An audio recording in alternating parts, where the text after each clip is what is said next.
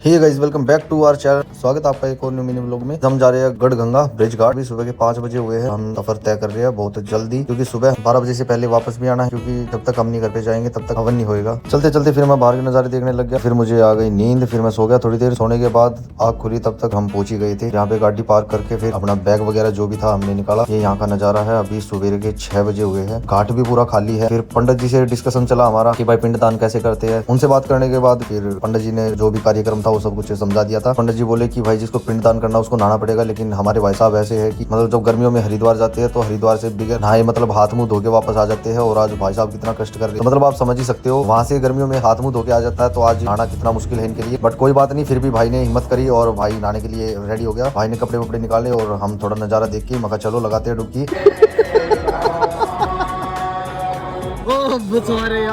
फिर तीनों ने अपने कपड़े उतार के थोड़ा गंगा स्नान किया और पानी सच में बहुत ठंडा था भाई। एकदम से पूरी बॉडी जाम हो गई थी। मतलब समझ नहीं आ रहा था भाई क्या करे क्या नहीं। भाई को नहलाने के लिए भाई को बार बार बोल रहे थे मजा आ रहा है मजा आ रहा है। हमने फिर डुबकी भी लगा के दिखाई, मका देख डुबकी लगा रहे हैं हम, बिल्कुल भी ठंडा पानी नहीं है। और फिर भाई का भी जोश जगह। फिर भाई धीरे धीरे पानी में आया और भाई ने थोड़ी हिम्मत करके फिर डुबकी लगाई दी। और पंडित की बात तो बिल्कुल रट के आया था। 5 डुबकी लगाते के साथ भाई को लगी ठंड और भाई पार्टी से बाहर भाग गया।